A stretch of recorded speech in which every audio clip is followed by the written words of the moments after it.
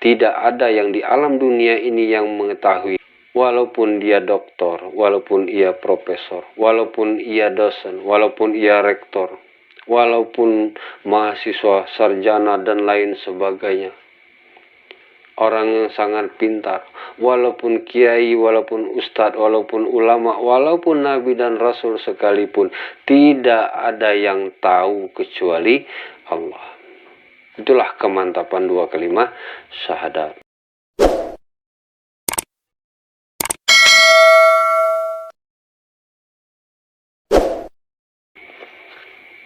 Bismillahirrahmanirrahim.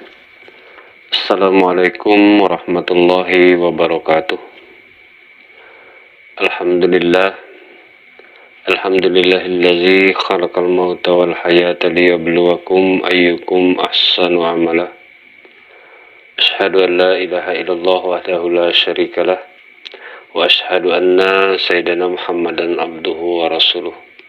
Allahumma salli ala sayyidina Muhammadin wa ala alihi wa sahbihi ajma'in, amma ba'du. Saudaraku sekalian, puji syukur kehadirat Allah Subhanahu wa taala. Semoga kita semua masih tetap dalam limpahan barokah, karunia dan nikmatnya, dan semoga kita semua masih tetap dalam lindungan kasih sayang daripada Allah Subhanahu wa taala.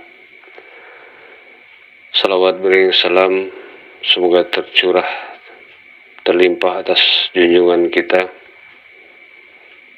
Nabiullah Muhammadin sallallahu alaihi wasallam, pada keluarganya, para sahabat dan pengikutnya, juga bagi seluruh kaum muslimin dan muslimat. Semoga saja kita semua akan diakui sebagai umatnya, tetap setia di dalam sunnahnya dan mendapatkan cucuran syafaatnya sampai akhir hayat kita masing-masing. Amin ya rabbal alamin. Saudaraku sekalian, kembali pada malam hari ini berjumpa di Bengkel Hati Channel 66. Pada kesempatan kali ini kita akan membahas tentang perkara Islam, yang mana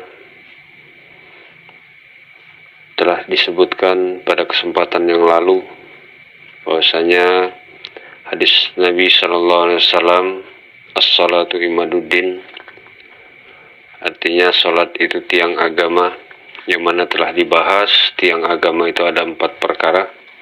Pertama iman, kedua Islam, ketiga tauhid, dan keempat ma'rifat. Nah, pada kesempatan kali ini kita akan membahas tentang perkara Islam.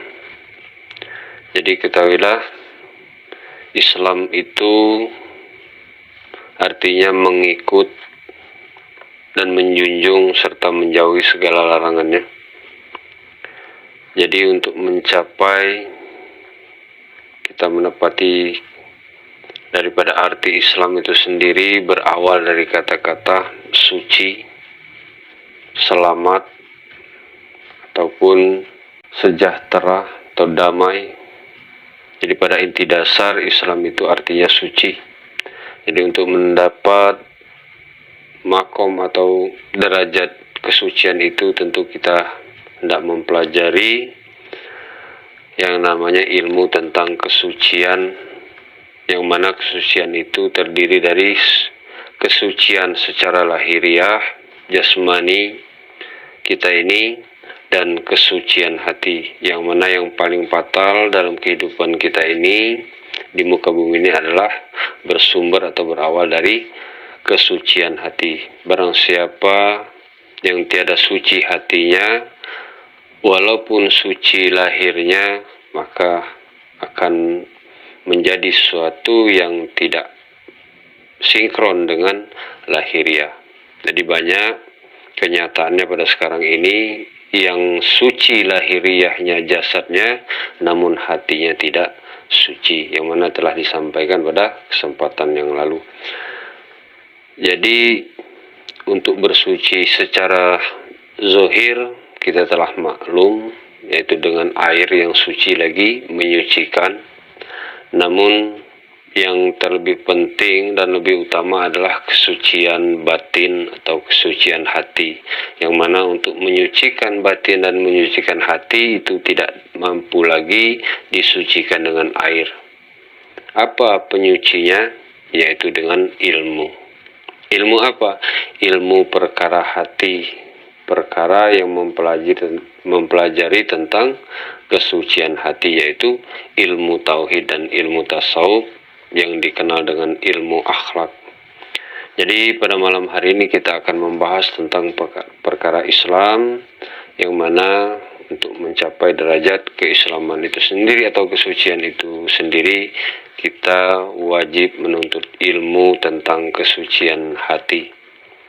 Jadi ketahuilah para hadirin sekalian, para saudaraku sekalian, yang mana banyak yang mengaku telah menjadi Islam atau telah beragama Islam, namun di sini baru suci secara lahiriah atau suci badan jasadnya, namun hatinya belum tentu dapat kita rasakan maupun kita lihat. Kenyataannya banyak yang melaksanakan rukun Islam 5 perkara, namun hatinya masih terdapat kekotoran atau kemungkaran, keji dan munkar.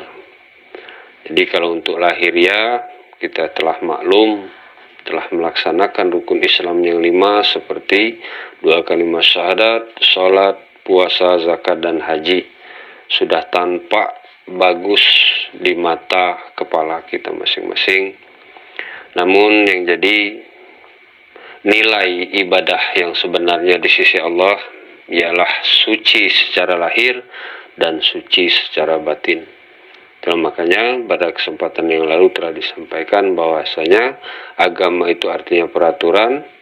Peraturan itu ada 3 perkara yang mengatur tentang pandangan hidup, yaitu perkara hati, perasaan hidup, masalah tentang perasaan zauqiyah kita di dalam hati, dan pekerjaan hidup yaitu di jasmani atau lahiriah kita masing-masing. Jadi ketahuilah bahwasanya Islam itu suci, tinggi, sejahtera, damai, dan selamat. Jadi Islam itu pekerjaannya, jadi yang kita kenal selama ini dengan rukun Islam. Rukun Islam itu ada 5 perkara. Apa arti rukun? Arti rukun sesuatu tata cara atau pekerjaan yang wajib kita lakukan di dalam Islam, yang mana secara global kita sebut arti rukun itu pekerjaan, arti Islam itu suci. Jadi rukun Islam 5 perkara itu pekerjaan orang suci. Jadi sini, jadi kalau kita belum suci secara lahir maupun secara batin, jadi kita baru ikut-ikutan mengerjakan pekerjaan orang suci, pekerjaan orang Islam. Nah, disinilah ilmu untuk kita belajar tentang menyucikan hati dan menyucikan lahiriah kita, untuk mencapai derajat keislaman atau kesucian itu sendiri. Jadi yang mana kita kenal dengan rukun Islam ada 5 perkara, diawali dengan 2 kalimat syahadat, kemudian sholat atau sembahyang 5 waktu, yang dikenal secara ritualnya sembahyang 5 waktu, namun di sini adalah sholat, kemudian puasa di bulan Ramadan sebulan-bulannya, mengeluarkan zakat dan fitrah bila sampai hari dan nisabnya, kemudian aman jalan, aman tinggal, cukup bekal, naik haji. Jadi untuk yang pertama kita akan membahas tentang awal mula dari mana arti Islam tadi, mengikut dan menjunjung serta menjauhi segala larangannya. Mengikut, arti mengikut, kita beragama Islam ini mengikuti daripada siapa yang kita ikuti. Jelas yang kita ikuti adalah baginda Rasul Nabi Muhammad SAW. Jadi kalau kita ingin mengikuti ajaran atau yang telah disampaikan oleh baginda Rasul, yang telah dicontohkan oleh beliau, tentu kita harus menuntut ilmu supaya kita dapat mencontoh, menteladani apa yang diperbuat atau yang telah disampaikan oleh baginda Rasul, yang telah disampaikan oleh para sahabat, para tabi'in, para periwayat hadis. Jadi mengikuti segala perintah-perintah Allah yang telah dicontohkan oleh baginda Rasul. Kemudian menjauhi segala larangan-larangan Allah yang mana juga telah disampaikan oleh baginda Rasul. Jadi untuk mengikuti daripada agama Islam ini bukan perkara yang mudah, juga bukan perkara yang sangat sulit. Para hadirin sekalian, dalam kita menganut agama Islam ini, janganlah sebatas kita ikut-ikutan. Jadi yang kita tahu selama ini kita beragama Islam itu cuman berpikiran Islam itu hanya wajib melaksanakan sholat, yang di dalam sholat itu ada bacaan atau ucapan 2 kalimat syahadat. Kemudian tiba pada waktunya, masuk pada bulan Ramadan kita melaksanakan puasa. Dan apabila telah sampai hari dan nisabnya kita akan mengeluarkan zakat dan fitrah. Dan bila kita dikaruniai rezeki yang lebih, kita akan berangkat ke tanah suci Mekah, yaitu ke Arab Saudi. Jadi kita menyangka agama Islam ini cuma sebatas itu, sebatas lapas, sebatas gerakan jasad, sebatas lahiriah saja. Namun setelah kita pelajari, Islam itu lahir dan batin. Yang mana pembahasan kita malam hari ini adalah yang pertama tentang 2 kalimat syahadat. Jadi 5 rukun Islam itu diawali dengan 2 kalimat syahadat. Jadi apabila sempurna syahadatnya, maka akan sempurnalah rukun yang 4 perkara itu. Dan apabila tidak sempurna syahadatnya, maka tidak akan sempurna ibadah yang 4 perkara itu. Jadi kita membahas tentang syahadat. Apa arti syahadat itu? Arti syahadat itu penyaksian yang dikenal di dalam agama dengan musyahadah. Terkandung di dalam kitab-kitab tauhid, kitab-kitab tasawuf, kitab-kitab fikih pun. Arti 2 kalimat syahadat itu adalah penyaksian, pengakuan, keyakinan. Jadi lapas daripada 2 kalimat syahadat itu, ini kita telah masuk kepada kajian yang sebenarnya.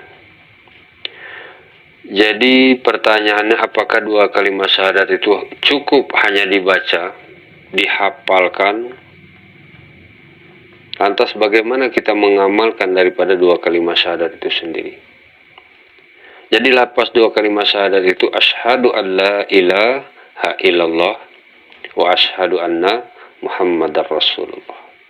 Dipindah bahasakan dalam bahasa Indonesia, aku bersaksi tiada Tuhan selain Allah, dan aku bersaksi bahwasanya Nabi Muhammad SAW adalah pesuruh Allah.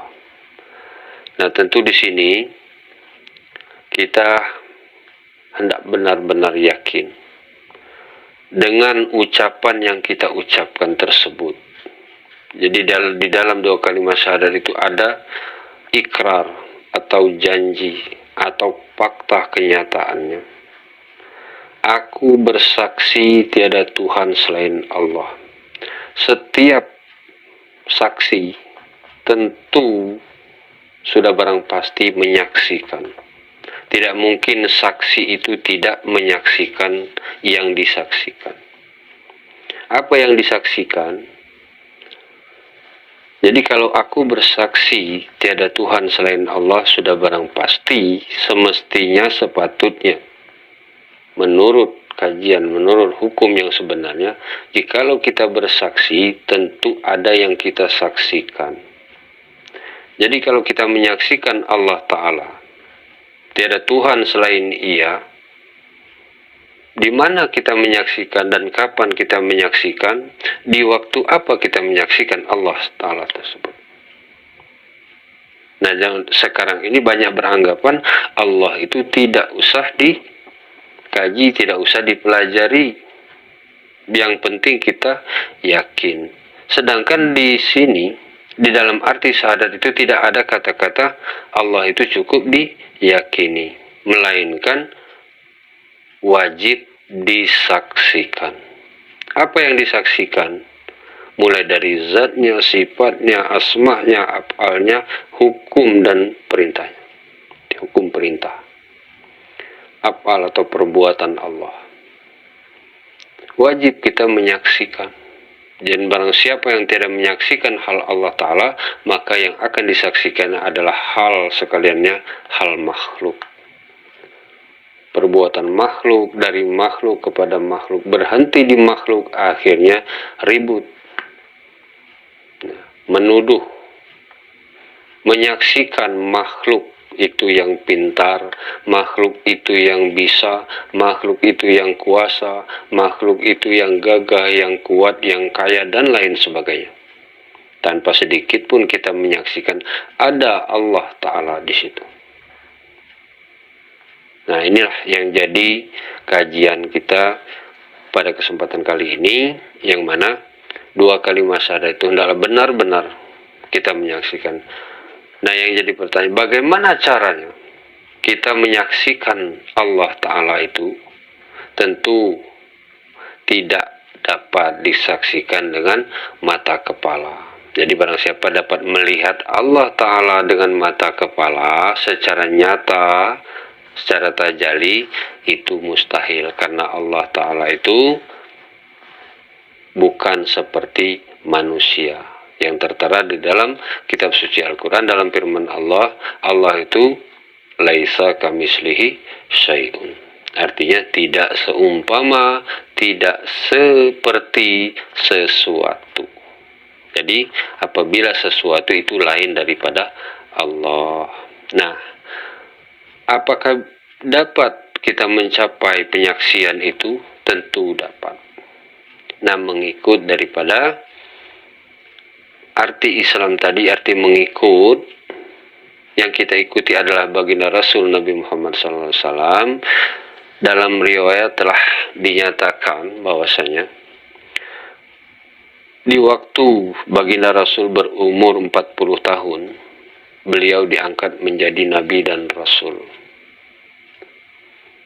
Jadi, Nabi dan Rasul Nabi Muhammad SAW diangkat menjadi Nabi dan Rasul. Apakah beliau telah melaksanakan sholat seperti yang kita lakukan sekarang ini? Apakah beliau telah mengajarkan tentang sholat, tentang puasa, tentang zakat, dan tentang haji? Ternyata belum. Di situ diajarkan dulu tentang ilmu ketuhanan yang disebut dengan ilmu akhlak. Mengajak umat manusia pada zaman itu kaum jahiliyah. Yang mana kaum jahiliyah itu menyembah patung berhala, menyembah selain daripada Allah. Jadi itulah baginda Rasul diutus oleh Allah SWT untuk menyempurnakan akhlak manusia pada zaman itu. Dan mengajak kaum jahiliyah itu kepada menyembah Allah yang esa, bukan patung, bukan berhala, bukan yang lainnya. Jadi selama 12 tahun baginda Rasul mengajarkan tentang ketuhanan, tentang Allah Subhanahu wa Ta'ala. Dijelaskan, disampaikan oleh baginda Rasul secara rinci. Jadi tidak mungkin baginda Rasul itu mengiming-imingi kaum jahiliyah itu dengan sesuatu yang tidak jelas. Tidak mungkin. Kalau baginda Rasul menceritakan Allah itu cuma sebatas diyakini, Wahai kaum jahiliyah, seperti yang telah saya sampaikan pada kesempatan yang lalu, berhentilah engkau dari menyembah patung dan berhala, sembahlah Allah yang esa. Tentu di sini kaum jahiliyah itu akan bertanya, apa Tuhan itu? Apa Allah itu Tuhan sembahanmu ya Muhammad? Jikalau baginda Rasul menjelaskan Allah itu cuman sebatas keyakinan, saya tidak yakin kaum jahiliyah itu akan masuk ke dalam Islam.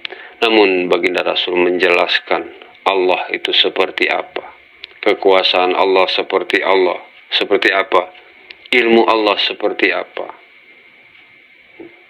hayat Allah seperti apa, kehendak Allah juga seperti apa. Dinisbahkan, dimazharkan, diiktibarkan kepada kaum jahiliyah, sehingga kaum jahiliyah pun berbondong-bondong masuk ke dalam agama Islam. Jadi selama 12 tahun sebelum peristiwa di Isra dan di Mi'rajkannya Nabi Muhammad SAW, di situ baru ada yang namanya perintah sholat. Jadi pas dengan yang kenyataan yang kita lihat sekarang ini, yang mana rukun Islam 5 perkara itu awalnya yang pertama adalah syahadat. Jadi bukan dikarang-karang, bukan dibuat-buat, memang urutannya rukun Islam 5 perkara itu adalah yang awalnya 2 kalimat syahadat. Nah, aku bersaksi seluruh umat-umat Nabi pada zaman jahiliyah yang telah mengucap 2 kalimat syahadat, diajarkan oleh baginda Rasul tentang Allah, tentang mengenal Allah. Maka dalam hadisnya awwaluddin ma'rifatullah. Bagaimana cara mengenal Allah? Talibil ilmi faridatun ala kulli muslimin wal muslimat. Menuntut ilmu adalah awal yang wajib bagi muslim laki-laki dan muslim perempuan. Apa ilmu yang wajib dituntut? Yang pertama adalah ilmu tauhid, ilmu ketuhanan. Mempelajari, memahami, mengetahui tentang Allah sehingga kita betul-betul ma'rifat kepada Allah. Itulah kenyataannya. Jadi awal mula kita hendak menyempurnakan syahadat, yaitu menyaksikan Allah Ta'ala. Itulah urutannya 2 kalimat syahadat. Jadi sebelum sempurna syahadat, maka tidak akan sempurna ibadah kita yang lainnya. Jadi bagaimana caranya? Kita menyaksikan hal Allah Ta'ala yang disebut dengan asyhadu an la ilaha illallah. Jadi 2 kalimat syahadat itu hendak kita saksikan setiap waktu, setiap detik, setiap menit, dan setiap jam, tiap hari. 24 jam penuh. Jangan sampai kita lepas dari musyahadah. Bagaimana kita musyahadah? Kita saksikan segala yang terjadi ini adalah perbuatan Allah Ta'ala. Dalilnya, wallahu khalaqakum wa ma ta'malun. Bermula Allah Ta'ala juga menjadikan kita semua sebagai makhluknya ini. Dan Allah Ta'ala juga menjadikan perbuatan kita. Di surat As-Saffat ayat 96. Jadi Allah Ta'ala sendiri yang menjadikan semua makhluknya dan barang perbuatan makhluknya. Nah, itulah jalan kita untuk menyaksikan hal Allah Ta'ala. Apakah bisa, apakah dapat, apakah mampu kita menyaksikan hal Allah Ta'ala? Telah diberikan contoh seperti kepada Nabi Musa, kepada baginda Rasul, kepada Nabi Ibrahim, kepada nabi-nabi yang lain. Yang jelas, jadi yang mana Nabi Musa ingin melihat Allah, ingin berjumpa tajali dengan Allah Ta'ala, maka Allah akan mengabulkan. Telah diberi contoh. Maka Allah memberikan 3 syarat kepada Nabi Musa. Jikalau engkau ingin melihat wajahku, ingin melihat aku, maka tepati 3 perkara ini. Yang pertama, keluar daripada diri engkau. Yang kedua, keluar dari dunia engkau. Dan yang ketiga, matilah engkau. Nah, setelah dituruti, setelah dilakukan oleh Nabi Musa, maka Allah bertajalli di bukit Tursina. Allah bertajalli di bukit Tursina, maka hancurlah Nabi Musa alaihissalam. Jadi apa maknanya cerita tersebut? Nah, di sini akan kita kaji bagaimana kita bisa mencontoh, meneladani daripada berjumpanya atau tajallinya Allah Ta'ala kepada Nabi Musa. Jadi syarat yang pertama tadi, keluar dari diri engkau. Bagaimana cara keluar dari diri kita masing-masing? Keluarlah dari sifat akuan basyariat kita masing-masing, yang mana kita merasa gagah, merasa tahu, merasa kuasa, merasa hidup, merasa melihat, merasa mendengar, merasa bisa bicara. Itu syaratnya kita bisa keluar dari diri kita. Itu makna daripada keluarlah kau dari diri engkau, itu keluarlah. Yang mana kita sadari kuasa kita adalah kuasa Allah. Tidak akan bergerak satu zarah jasad ini kecuali izin Allah. Telunjuk ini tidak akan bergerak kecuali izin atau kehendak Allah. Tidak akan bergerak jasad ini kalau bukan kehendak Allah. Telah saya sampaikan pada kesempatan yang lalu, contoh. Tidak ada yang kita ketahui kecuali apa yang telah ditunjukkan oleh Allah Ta'ala. Kita tahu dengan ini kertas, ini pena, ini meja, itu dikasih tahu. Jadi kita sadari dengan kita mempelajari ilmu tauhid, ilmu tasawuf, ilmu fikih. Ketiga ilmu yang pokok ini, kita sadari pada diri kita masing-masing di mana kita ada ilmu. Ilmu yang kita gunakan mempelajari segala sesuatu ini sehingga kita menjadi pintar itu ilmu Allah Ta'ala. Dapat kita buktikan dalam kita berjalan, Allah yang memberitahu, memberi petunjuk dan hidayah. Ini lobang, ini turunan, ini tanjakan, ini pertigaan, ini perempatan. Itulah ilmu Allah Ta'ala. Nah, sehingga dengan kita mengkaji, mempelajari ilmu tauhid, kita menyadari bahwasanya kita ini bodoh. Nah, apabila kita telah merasa menjadi bodoh, yang pintar itu Allah, tidak mungkin kita tidak menyaksikan Allah Ta'ala yang maha tahu itu atas diri kita masing-masing, seluruh makhluk ini, seluruh alam ini. Siapa yang tahu? Hanya Allah sendiri. Baru benar kita mengucap asyhadu an la ilaha illallah. Jadi kalau masih ada sedikit kita merasa pintar, ada ilmu, ada kepandaian, di situ masih berdiri wujud akuan basyariat kita masing-masing. Berarti di sini ada sekutu. Disitulah hukum syirik berlaku, bahwasanya ada Allah yang lain. Jadi kita mengucap asyhadu an la ilaha illallah itu masih di dalam kemunafikan. Lidah kita mengucap tiada Allah, tiada Tuhan selain Allah, namun ada yang tahu selain daripada Allah. Nauzubillah, semua nauzubillah. Nah, inilah kajian tentang dua kalimat syahadat. Keluar dari dunia engkau. Bagaimana cara keluar dari dunia kita? Dunia itu adalah yang disebut kalau di dalam majelis emas, pitis, beras, padi, anak, istri, ekonomi, atau yang disebut dengan hawa nafsu, keinginan. Keluar dari keinginan hawa nafsu kita, ingin dipuji, ingin disanjung, ingin dibesarkan orang. Keluar karena yang disanjung itu tidak ada yang wajar, tidak ada yang patut, tidak ada yang berhak disanjung, dipuji yang besar kecuali Allah. Kemudian yang ketiga, matilah engkau, kata Allah.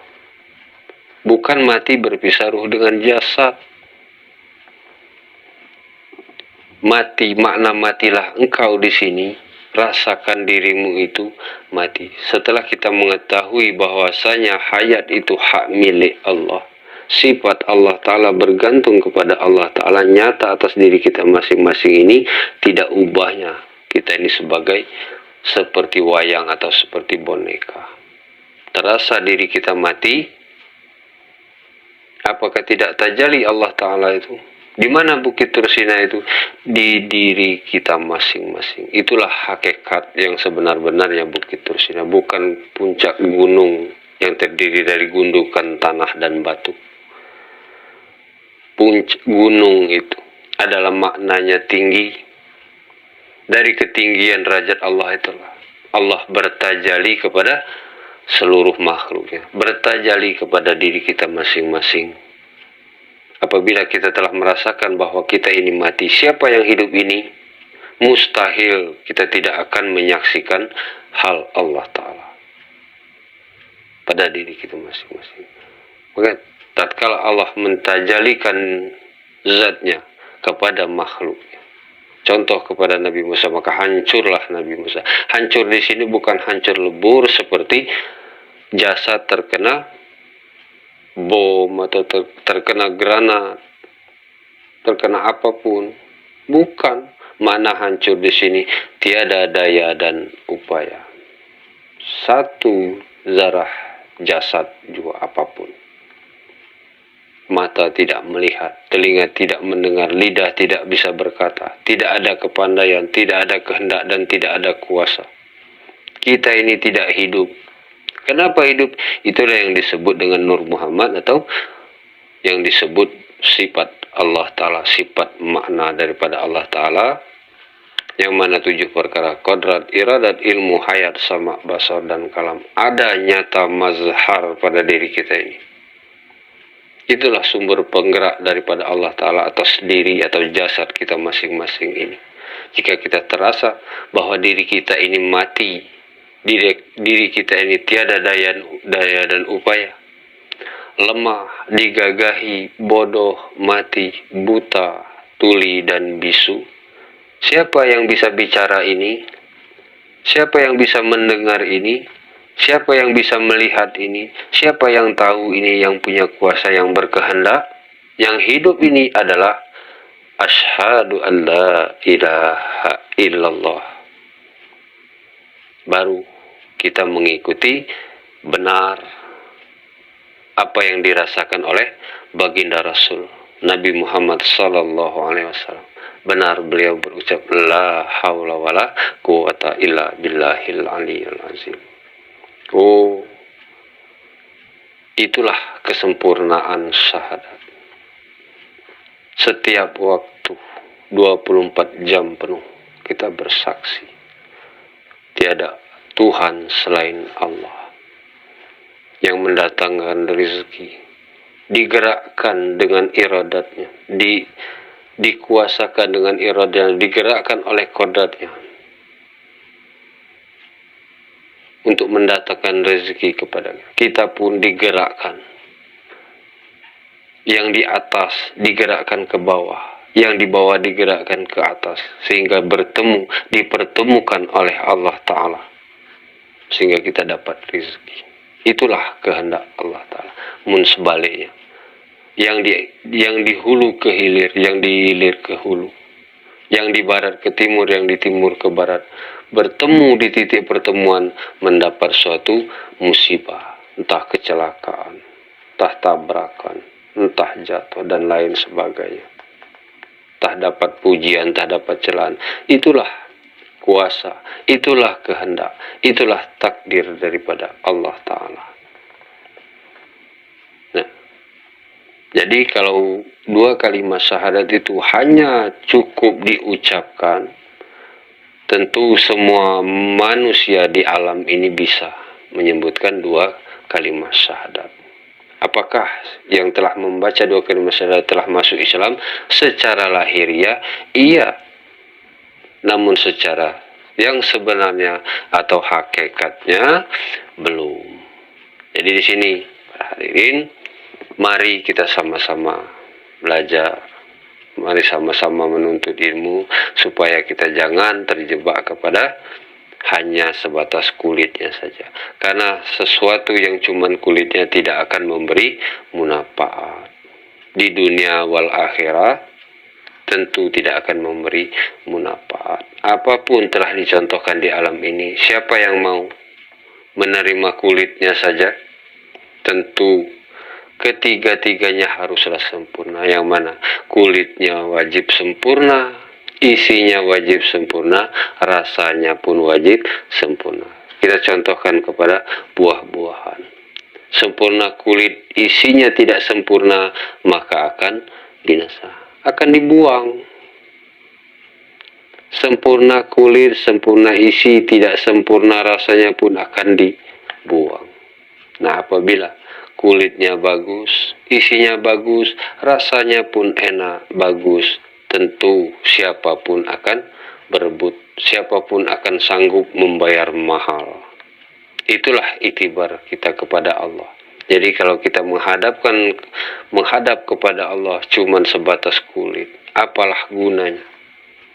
Sisi Allah. Jadi kita jangan tertipu. Di sini mari kita mengaji. Bukan menggurui, bukan menyalahkan, bukan ingin berdebat hal itu, namun saya pribadi orang yang masih terus belajar, bukan sudah pintar, sudah bisa. Jadi saya terketuk hati untuk mengajak saudaraku yang mungkin belum pernah belajar. Mari kita sama-sama belajar. Yang wajib kita ketahui, rukun Islam yang pertama itu adalah 2 kalimat syahadat. Selesaikan dulu 2 kalimat syahadat, baru kita membahas tentang sholat 5 waktu. Atau yang sebenar-benar sholat. Secara lahiriah 2 kalimat syahadat itu diucapkan, tentu saya yakin semuanya telah dengan lancar, dengan fasih mengucapkan 2 kalimat syahadat. Namun secara makna, secara hakikatnya itu bukan mudah. Jadi caranya kita menyaksikan hal Allah Ta'ala. Contoh, tatkala kita menggerakkan satu suku jasad ini, terasa siapa yang menggerakkan jari-jari kita? Siapa yang menggerakkan kaki sehingga dapat berjalan?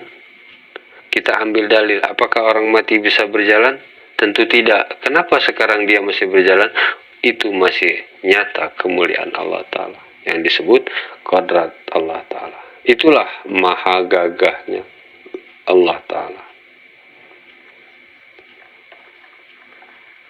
Kenapa saya ucap begitu? Kenapa saya sampaikan begitu? Karena ayat Al-Quran telah menyampaikan. Untuk menyaksikan Allah Ta'ala dengan 2 kalimat syahadat. Saya ulang kembali. Asyhadu an la ilaha illallah. Aku bersaksi tiada Tuhan selain Allah. Tidak mungkin kita dapat menyaksikan sesuatu yang tidak kita kenal, tidak kita pahami, dan kita tidak tahu. Jadi kalau kita telah mengenal daripada Allah, kita telah mengenal daripada sesuatu itu, sehingga kita dapat menyaksikan.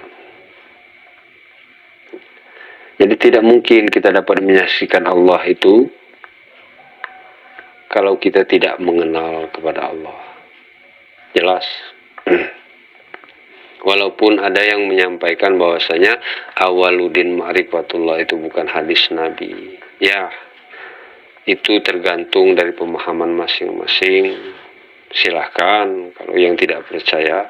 Tapi kalau saya pribadi, saya sangat percaya bahwasanya itu hadisnya berasal dari hadis Nabi.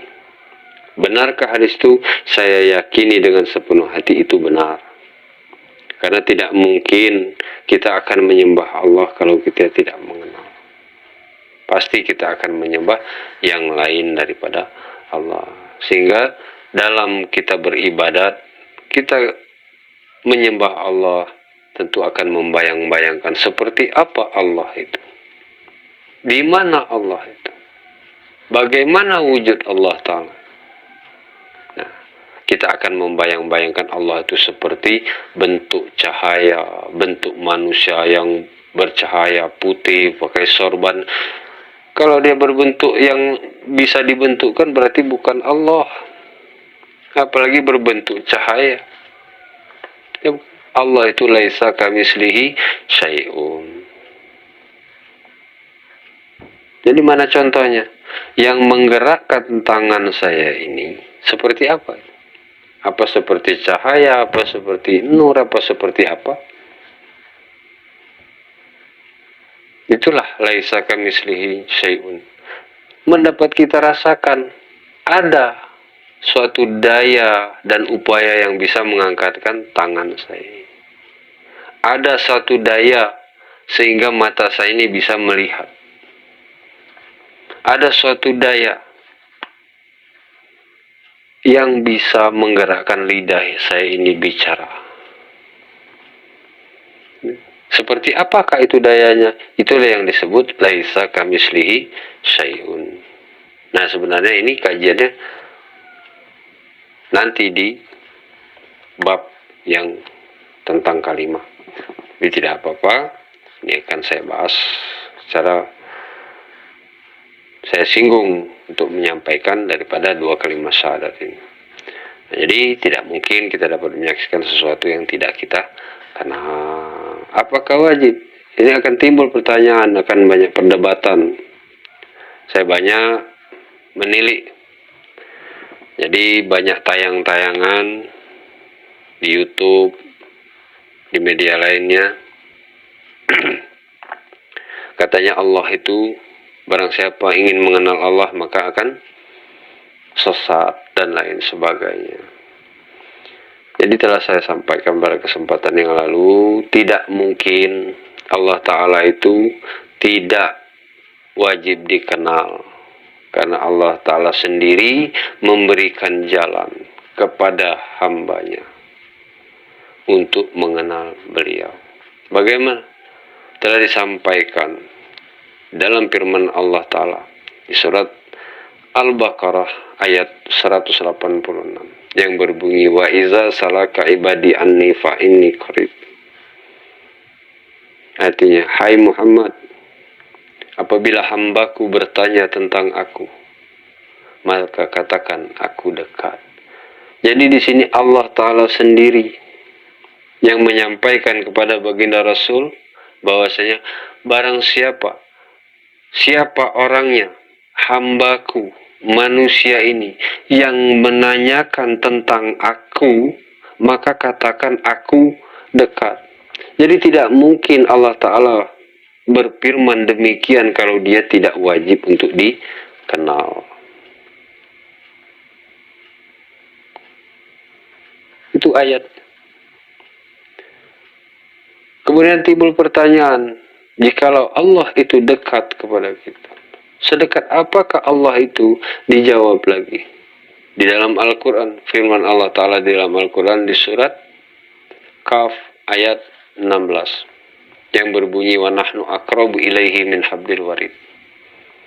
Aku terlebih hampir dari urat lehermu. Kemudian dikuati lagi di dalam surat Al-Hadid ayat 4. Wa huwa ma'akum aina ma kuntum wallahu basirum bima ta'malun.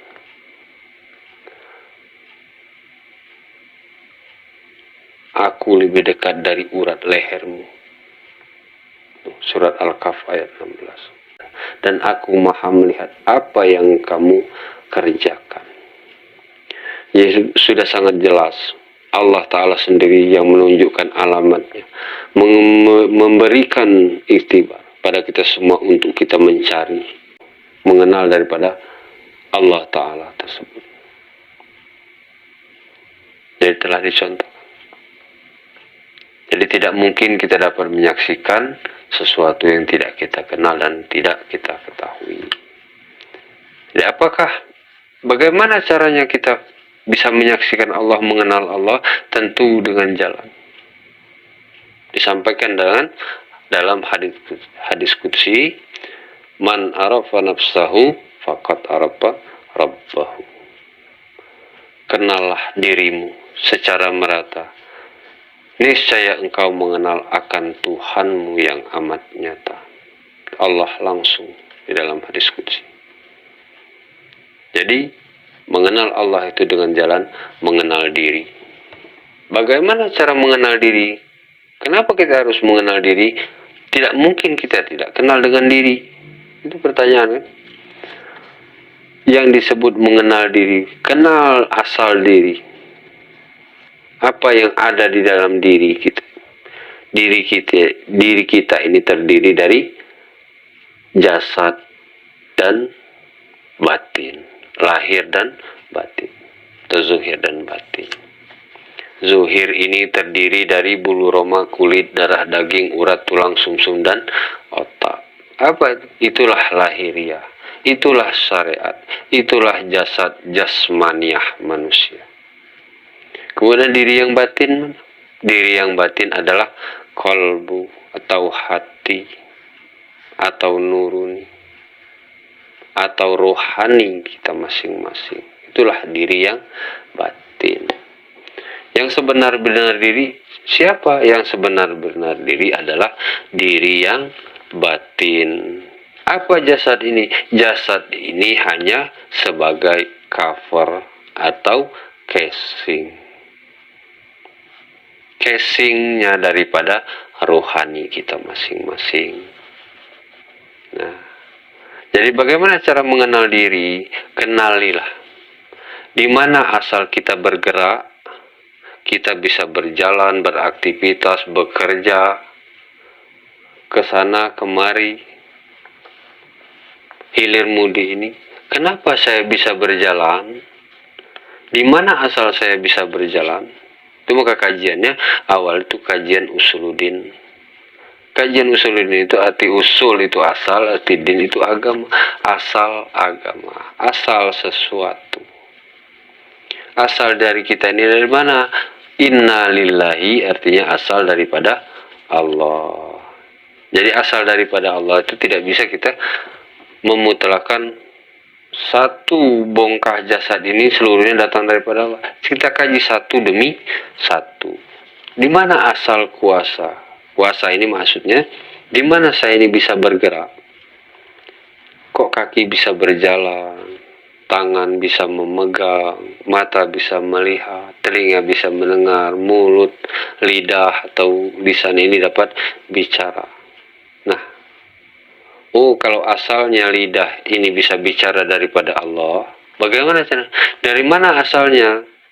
Rupanya lidah ini asalnya daripada Allah. Asal lidah bisa bicara ini karena adanya kalam. Kalam itu apa? Kata-kata. Di mana asal kata-kata? Berasal dari kalamullah. Nah, di mana telinga ini bisa mendengar? Telinga ini bisa mendengar daripada sifat Allah Ta'ala yang bernama Sami'un. Nah, Allah itu As-Sami, Maha mendengar. Jadi, selain daripada Allah, jadi kalau kita bersaksi tiada Tuhan selain Allah, Allah itu Esa, tiada dua, mustahil berbilang. Allah itu Esa. Esa apa? Esa zatnya, Esa sifatnya, Esa asmanya, Esa apalnya, Esa hukumnya. Esa sifatnya. Katakanlah Esa itu satu ya, padahal Esa itu bukan satu ya. Tunggal. Esa itu satu katakanlah. Jadi yang berkata-kata itu, kalam itu atau mutakalimun itu adalah Allah yang berkata-kata. Selain daripada Allah itu bisu semua. Kenapa manusia bisa berkata, makhluk bisa berbicara dengan bahasa masing-masing? Contoh khususnya manusia. Kenapa manusia bisa bicara? Itu karena nyata atau mazhar kalam daripada Allah. Itulah kalamullah. Jadi kalamullah itu, kalam ilahi itu bukan Al-Quran 30 juz ini. Apa Al-Quran 30 juz ini? Kenyataan daripada kalamullah yang ditulis. Jadi kalamullah itulah yang disebut wahyu. Nyata kepada kolbunya baginda Rasul, disampaikan melalui lisan. Sehingga kita mengetahui bahwasanya, oh, sabda baginda Rasul itu adalah kenyataan kalamullah. Ditulis dengan tinta dan kertas maupun dengan ditulis ke batu, ke kertas, atau ke kulit kayu, ke daun lontar dan lain sebagainya, menjadi kitab suci. Nah, ini kenyataannya. Yang mana kitab suci yang asli adalah di dalam kolbu. Itulah hidayah, itulah ilham, itulah ilmu laduni, itulah wahyu daripada Allah Subhanahu wa Ta'ala. Nah, itu cara kita mengenal diri supaya tidak lagi ada kemusyrikan. Jadi di sini saya tidak akan membahas tentang musyrik yang di luar. Jadi musyrik yang di luar itu nanti kita kupas. Masalah keris, batu cincin, jimat, dan itu nanti. Ini kita membicarakan kesyirikan yang hakikat, yang sebenar-benarnya. Karena di sini awal mula kesyirikan itu yang di luar tadi.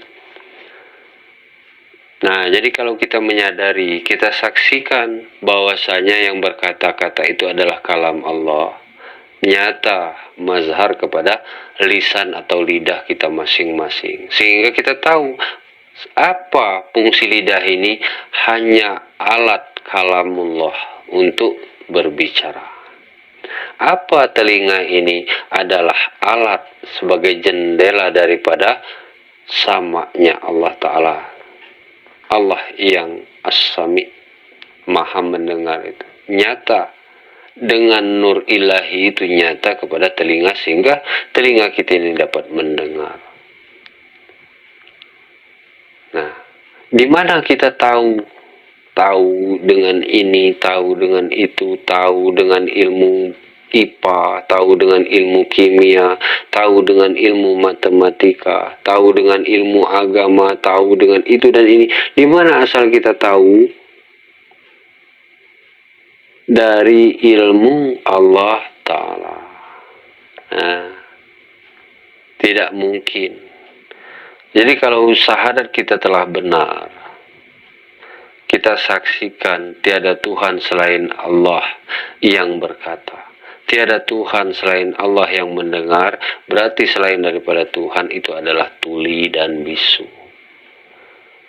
Tiada Tuhan selain Allah yang tahu, berarti seluruhnya yang ada di langit dan di bumi ini yang tahu hanya Allah. Selain itu berarti bodoh. Nah, itulah disebut bodoh yang sebenarnya. Bukan bodoh tidak sekolah, bukan. Setelah kita tahu dengan jalan man arafa nafsahu, mengenal diri, dengan untuk kita mengenal Allah. Setelah kita tahu bahwa saya yang tahu itu Allah, yang pintar itu Allah, yang maha mengetahui itu Allah, berarti seluruh manusia dan kita ini adalah bodoh semua. Nah, jadi kalau kita telah merasakan kelu, bisu, tuli, buta, mata ini tidak dapat melihat kecuali dengan basar Allah Ta'ala. Tidak ada yang kita ketahui kecuali ilmu Allah. Ayatnya telah menjelaskan di surat Al-Baqarah, subhanaka la ilma lana illa ma 'allamtana innaka antal alimul hakim. Jelas. Cuman Allah Ta'ala sendiri yang tahu. Seluruh makhluk ciptaannya ini tidak ada yang tahu. Kenapa dia jadi tahu? Karena dikasih tahu. Tuh ya. Nah, baru kita dapat menyaksikan, oh benar, aku saksikan bahwa saya tiada ada yang pintar di alam ini kecuali apa? Tidak ada yang bisa bicara di alam ini kecuali itu kenyataan kalam Allah Ta'ala. Tiada yang dapat mendengar di alam ini kecuali itu kenyataan sama Allah Ta'ala. Tiada yang dapat melihat kecuali itu kenyataan basar Allah Ta'ala. Tiada yang hidup di alam ini mati seluruhnya kecuali itu pernyataan hayat Allah Ta'ala. Tidakkah kita baca di surat Al-Baqarah? Kaifa takfuruna billahi wa kuntum amwatan fa ahyakum. Hai manusia, tidakkah kamu sadar kamu itu mati? Maka kami hidupkan. Fa ahyakum. Hiduplah engkau dengan hayatku. Berarti hidup kita sekarang ini, hayat kita sekarang ini adalah hayat Allah Ta'ala. Jadi kalau kita telah menyadari bahwasanya yang hidup itu Allah, hayat ini hak milik Allah, tidak mungkin kita tidak mengenal kepada Allah yang begitu dekat kepada kita. Sedekat apakah antara jasad dan hayat? Nah, begitulah kita mengenal Allah dengan jalan man arafa nafsahu faqad arafa rabbahu. Itulah yang telah terjadi pada Nabi Musa alaihissalam. Matilah engkau. Setelah kita menyadari kita ini mati, yang hidup itu hanya Allah, tajalilah Allah Ta'ala atas diri kita masing-masing. Baru benar syahadat. Asyhadu an la ilaha illallah. Memang tiada Tuhan selain Allah. Wa asyhadu anna Muhammad Rasulullah. Aku pun bersaksi bahwasanya Muhammad itu benar utusan Allah. Nah,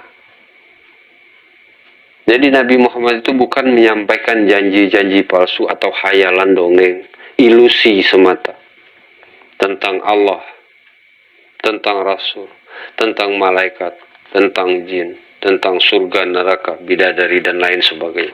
Itu fakta. Mun wajib kita kaji. Kalau kita tidak kita kaji, kita terjerembab kepada ikut-ikutan.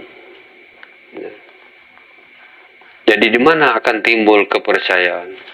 Jadi arti iman percaya. Percayakah kita sekarang setelah dijelaskan tadi? Percayakah kita sekarang kepada Allah? Percaya. Makanya baginda Rasul terus menjawabkan, la haula wala. Kenapa baginda Rasul yang begitu mulia? Dia tahu seluruhnya, tahu dengan apa yang di bumi, tahu dengan apa yang di langit, tahu dengan apa yang di dunia, dan beliau tahu apa yang ada di akhirat. Kenapa beliau tahu? Sedangkan beliau berucap la haula wala. Kenapa beliau tahu? Dikasih tahu, diberi petunjuk oleh Allah Subhanahu wa Ta'ala. Begitupun kita sekarang ini. Jikalau kita memang benar ingin mencontoh, meneladani baginda Rasul, ikuti apa yang telah disampaikan oleh baginda Rasul. Awal agama itu mengenal Allah. Jadi yang mendukung telah saya sampaikan tadi. Ayat-ayatnya telah disampaikan. Tidak mungkin Allah Ta'ala itu memberikan alamatnya kepada kita semua kalau Allah itu tidak wajib dikenal, tidak wajib diketahui. Yang jelas di sini akan berbeda dengan kita mengenal sesama makhluk. Karena ada susunannya. Puji kudim kepada kudim, puji kudim kepada muhdas, puji muhdas kepada kudim, puji muhdas kepada muhdas. Artinya, puji Allah kepada Allah sendiri, puji Allah kepada makhluk, puji makhluk kepada Allah, puji makhluk kepada makhluk. Ada tersendiri. Jadi pengenalan pun begitu. Jadi jangan disamakan kita mengenal Allah dengan kita berkenalan kepada sesama manusia atau kita mengenal makhluk lainnya. Apakah dapat disimpulkan seseorang bisa mengenal Allah? Sudah barang pasti. Barang siapa ingin mengenal Allah, tuntut ilmunya yaitu ilmu tauhid. Apa itu ilmu tauhid? Tahu artinya ilmu, wahid artinya Allah. Ilmu Allah. Hendak mengetahui dulu siapa yang punya ilmu. Yang punya ilmu itu hanyalah Allah. Itulah tauhid. Menghimpun, mengumpulkan. Tidak ada yang di alam dunia ini yang mengetahui pun. Satu pun. walaupun dia doktor, walaupun ia profesor, walaupun ia dosen, walaupun ia rektor, walaupun mahasiswa, sarjana, dan lain sebagainya. Orang yang sangat pintar, walaupun kiai, walaupun ustadz, walaupun ulama, walaupun nabi dan rasul sekalipun, tidak ada yang tahu kecuali Allah. Itulah kemantapan dua kalimat syahadat. Jadi saudaraku semua, jangan kita terjerembab lagi, jangan kita dibodoh-bodohi lagi oleh hawa nafsu yang menyatakan Allah itu cukup diyakini. Jikalau seseorang telah mengucap dua kalimat syahadat, dia telah masuk Islam dan nantinya pasti masuk surga. Ayatnya dari mana? Karena dua kalimat syahadat itu diikrarkan dengan lidah, ditasdikkan di dalam hati. Coba kita koreksi pada diri kita masing-masing. Apakah telah yakin kita dengan dua kalimat syahadat kita masing-masing? Coba sedikit kita kaji. Aku bersaksi tiada Tuhan selain Allah. Di mana kamu menyaksikan? Apa yang kamu saksikan? Kejadian apa yang kamu saksikan yang berhubungan dengan Allah? Tentu akan bingung. Aku bersaksi Nabi Muhammad benar pesuruh Allah. Kapan kamu bersaksi? Di mana kamu menyaksikan? Nabi Muhammad itu 1500 tahun yang lewat lebih masanya. Kapan kamu menyaksikan? Dan apa yang dapat kamu saksikan tentang Muhammad? Nah, bingung kan?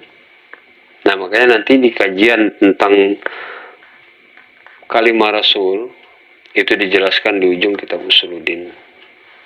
Nah, tentang Rasul itu ada zuhir dan batin. Rasul yang sebenarnya, Rasul itu ada dua perkara. Ada Rasul secara lahiriah jasmani, yaitu 25 Nabi dan Rasul. Itu yang wajib kita imani. Rasul yang hakiki, itulah Nur Muhammad. Itu dikaji. Ada Muhammad Nur, ada Muhammad Jasad. Supaya kita dapat benar-benar menyaksikan wa asyhadu anna Muhammadar Rasulullah. Nah, itu dua kalimat syahadat. Jadi bukan mudah ya. Kalau mengucap dua kalimat syahadat, anak kecil pun bisa, garong pun bisa, orang jahat pun bisa, orang yang di luar Islam pun bisa, burung beo pun bisa. Nah, jadi kalau hakikat daripada kesempurnaan syahadat itu sendiri, kalau kita tidak mengkaji tentang ketiga ilmu ini, maka penyaksian kita adalah penyaksian yang sia-sia. Sah kita disebut orang yang munafik. Kenapa jadi munafik? Lain di mulut, lain di hati. Mau dikasih contoh? Kita berucap, asyhadu an la ilaha illallah. Aku bersaksi tiada Tuhan selain Allah. Kita cut sampai sini dulu. Datang kejadian sesuatu yang tidak menyenangkan. Umpamanya kita berkendara, terjadi suatu kecelakaan laka lantas, tabrakan. Apa yang kita lihat di sana? Kita lihat kesalahan dan kebenaran antara kedua belah. Salah kamu, kenapa kamu begini, kenapa kamu begini? Adakah kelihatan Allah Ta'ala di situ? Nah, dan tidak. Kita bisnis, kenapa kita datang kerugian, hilang, rusak, sehingga menjadi rugi? Adakah Allah Ta'ala di situ? Nah, datang hujan, datang panas, kita mau bepergian, datang hujan, apakah kita saksikan Allah Ta'ala di situ? Jadi kalau ayatnya banyak yang hafal, wallahu khalaqakum wa ma ta'malun. Bermula Allah Ta'ala juga menjadikan kamu dan barang perbuatan kamu. Nah, Allah Maha Kuasa atas tiap-tiap sesuatu. Adakah dilihat Allah di situ? Datang orang memberi rezeki, adakah kita saksikan ada Allah Ta'ala di situ apa tidak? Ternyata tidak. Jikalau tidak menyempurnakan sadar, maka yang akan kita saksikan, jikalau datang teman atau saudara kita mendatangkan rezeki sehingga kita akan memuji, alangkah baiknya teman saya ngasih saya duit, ngasih saya pekerjaan, ngasih saya itu, ngasih saya ini, tanpa kita tahu ada Allah Ta'ala yang berfungsi yang fatal di situ. Contoh, kalau tidak digerakkan teman atau saudara kita itu memberi kita, tidak mungkin akan terjadi. Kita pun begitu, diperintahkan oleh Allah Ta'ala. Coba datang kepada si A, kawan, kalau dia lagi ada, sehingga kita datang, dan dia pun digerakkan oleh Allah Ta'ala untuk memberi kita. Disitulah pertemuan antara kodrat iradat Allah Ta'ala, namun tidak kita sadari selama ini. Sehingga kita menyaksikan, bukan menyaksikan Allah, tapi menyaksikan hal ihwal makhluk.